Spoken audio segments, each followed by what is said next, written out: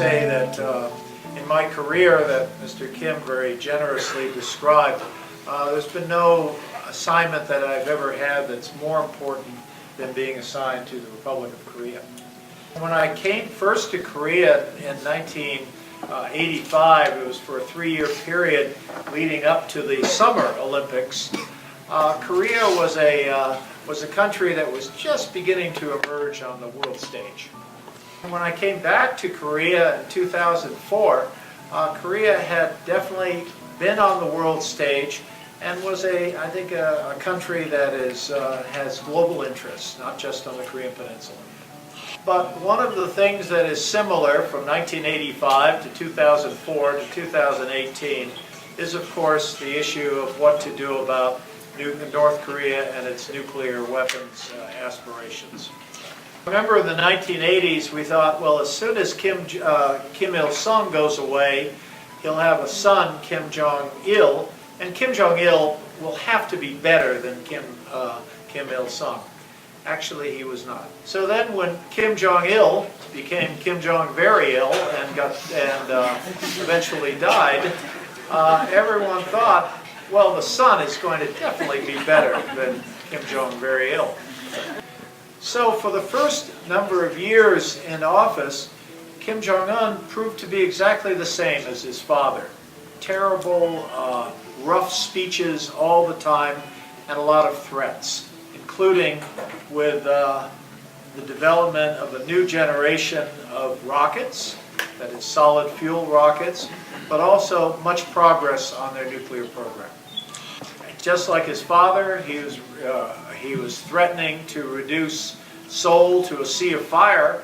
But in fact, he had more ambitions. He was threatening to reduce New York City to a sea of fire. And then, so we were thinking, well, wait, he's not better, he's even worse than Kim Jong-il. But in January, something happened, and that is what we have to analyze together, and that is my entry point to answering Mr. Kim's first question.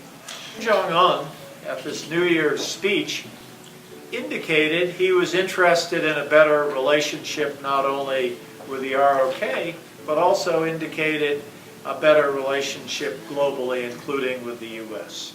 The ROK leadership, President Moon Jae-in, wanted to test that possibility, and he sent a team up to meet with Kim Jong-un. And indeed, Kim Jong-un suggested he wanted to meet with President Trump. So, with the divided Korean peninsula for over 70 years, one of the world's great tragedies, people were thinking, could there be a change? And so understandably, people's expectations became raised. And so our President Trump, agreed to meet with Kim Jong-un, and they had this famous meeting in Singapore, which I don't think anyone in Singapore will ever forget. And they began to talk about the idea that somehow the U.S. and North Korea could normalize relations. But as we looked at the piece of paper that they agreed on, we saw that there was not a lot on that piece of paper. It was basically one page, not a lot of writing, and very unclear what the North Koreans were prepared to do. And with the U.S. insisting that there would be no sanctions relief until North Korea gives up their nuclear weapons, in fact, we have not seen North Korea give up any nuclear weapons, nor have they said they will give them up in any kind of time frame that you and I, or even our young cadets from the Air Force Academy, can really plan on. Indeed, we don't see any sign that this is going to happen anytime soon. We will talk about the alliance, but I think the alliance is absolutely key in discussing this issue. It's very important in discussing this issue. So, for now, I have to describe my own views as skeptical as to whether North Korea is prepared to fulfill the heightened expectations that the world has of North Korea. I'm very skeptical. And at the same time, I don't believe the U.S. is going to insist on anything less. That is, I don't think the U.S. is going to accept a North Korea with nuclear weapons. So I think we have a bit of an impasse right now. So our president has again agreed to meet with Kim Jong-un. And my hope is that this second summit, when it happens, will be better prepared with more specifics, with a better understanding of what each side is going to do. I think in a nutshell, I would just like to say showtime is over. Showtime in Singapore is over. And now we have to see much more in detail whether North Korea is prepared to do anything in a time frame that we can accept. So that's your first answer. I think the issue posed by North Korean nuclear weapons, the issue posed by the North Korean threat is bigger than just the issue of North Korea. I think it goes to the whole question of what will be the U.S. role in Northeast Asia. Does the U.S. have a security interest in Northeast Asia? And I think the answer is yes, just as the U.S. has a security interest in Europe, point of view.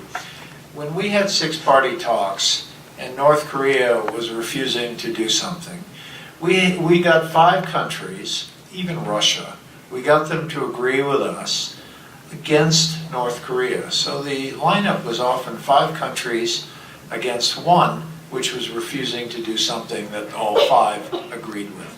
That's a good system to have. When you have only one country talking to another country, then the world looks at this and they look for more flexibility from both.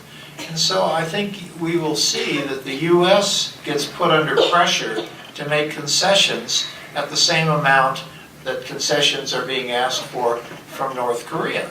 So people will sort of think, well, North Korea, you need to do something, but U.S., you need to do something. And so that is a kind of mechanism that causes a situation where pressure is put on both parties, when I think the real pressure should be put on North Korea, not the U.S. So I'm actually concerned with the kind of mechanism, the diplomatic technology of how we're doing this, and whether that is really contributing to peace, or rather contributing to North Korean propaganda goals.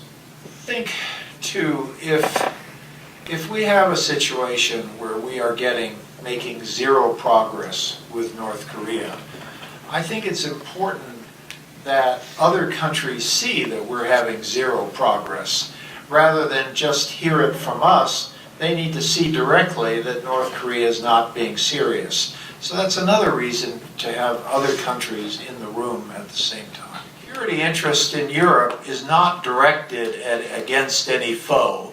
I mean, certainly we have problems with Russia, but that's not why we have, at this point, a NATO alliance. We want to keep our countries close together so that we can anticipate any future development.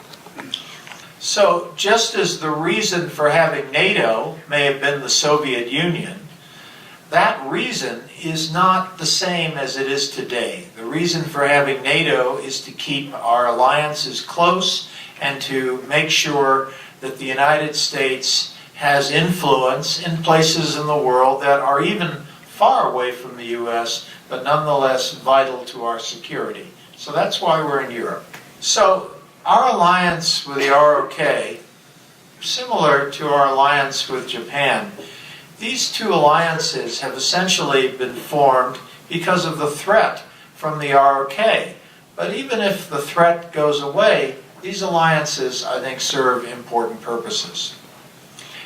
If we don't have troops in Korea, what will that say about the importance of our alliance if there are no troops there? And moreover, if we don't have troops in Korea, would Japan want to be the only country in Asia hosting U.S. troops? Maybe not. So in a funny way, our troops in Korea actually serve our alliance in Japan, and our troops in Japan actually serve our alliance in Korea. It's two alliances, but they're deeply intertwined.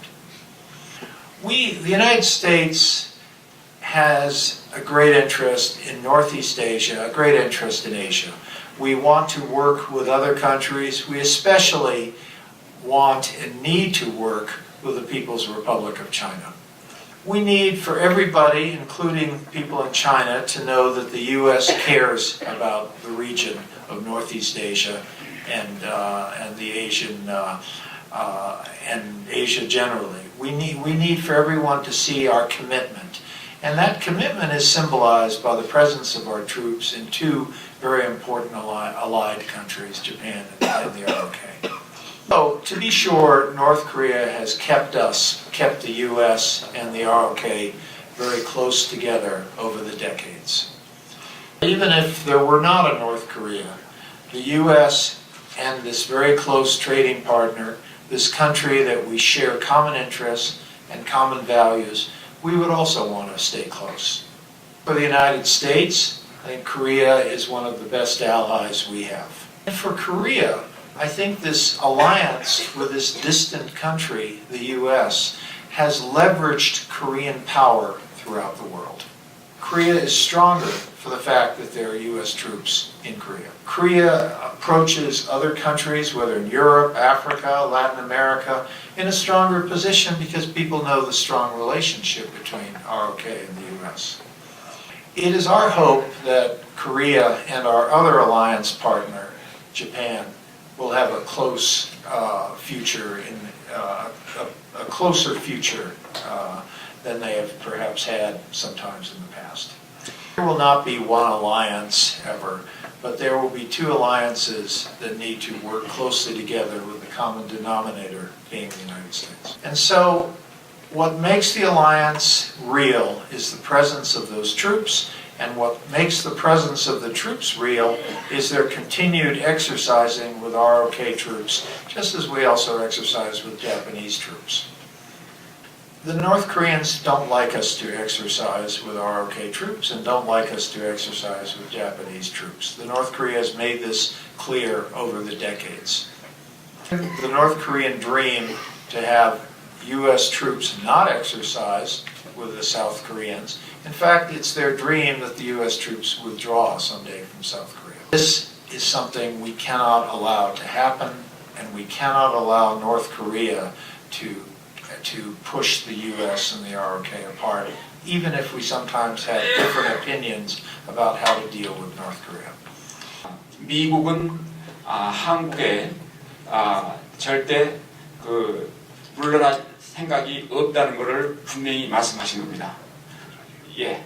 그리고 이 아시아, 그러니까 한국만 아니라 일본 또는 다른 아시아 국가들에 대해서 미국은 유럽의 나토에 우리가 깊은 동맹 관계를 갖고 지키려고 하는 것처럼 아시아에서도 절대적인 미국은 코미트먼트를 갖고 있습니다. 그리고 마지막으로 비록 북한은 한미 동맹 관계가 약화되고 주한미군 철수를 원하는 것이 자기들의 궁극적인 꿈이지만 절대로 그런 일이 있을 수 없다는 것을 증명한 겁니다. 그러니까 한미 관계는 절대로 미국에서는 그렇게 간단하게 생각하지 않고 끝까지 지켜줄 거를 약속한 겁니다. 굉장히 중요한 겁니다. 그리고 미국은 한국뿐만 아니라 일본도 마찬가지로 한국과 미국이 같이 깊은 관계를 갖기를 원하고 한 나라하고 깊은 관계를 원하는 것보다 두 나라가 같이 가지면은 더 수통하다는 것을 지금 말씀하신 겁니다.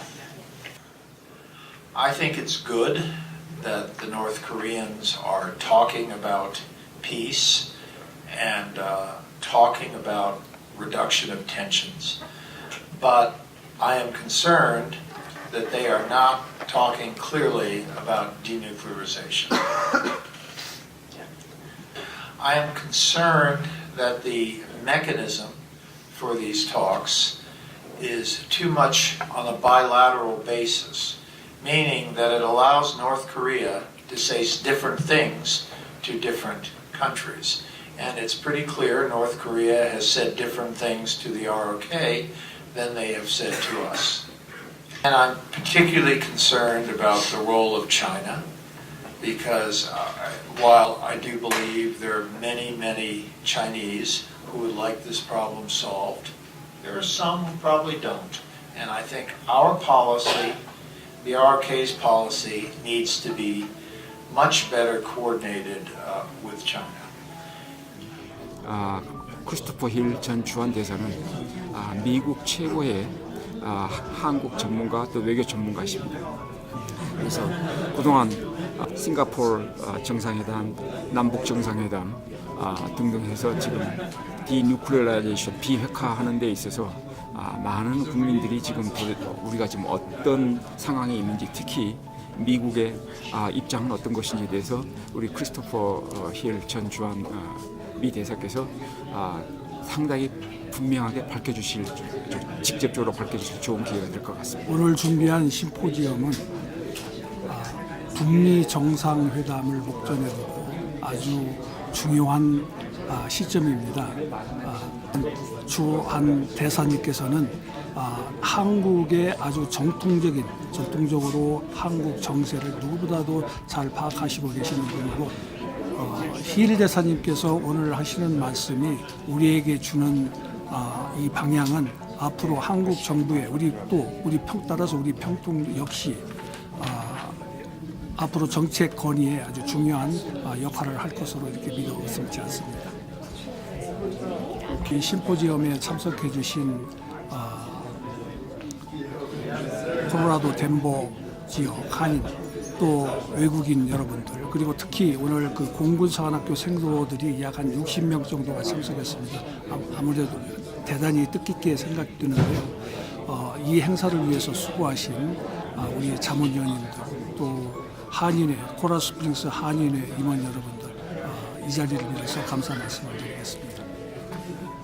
우리 지금 남북한 문제에 있어서 지금 심포지엄을 하는데 우리 한국 분들이 많이 참여를 해주셨으면 좀 감사하겠다는 생각이 들고요. 마음과 마음이 다 움직여서 지켜봐 주십시오. 저희가 자주 만나서 계속 대화를 해가고 있는 와중이니까 조금만 기다리시면 좋은 결과가 나가겠습니다. 감사합니다.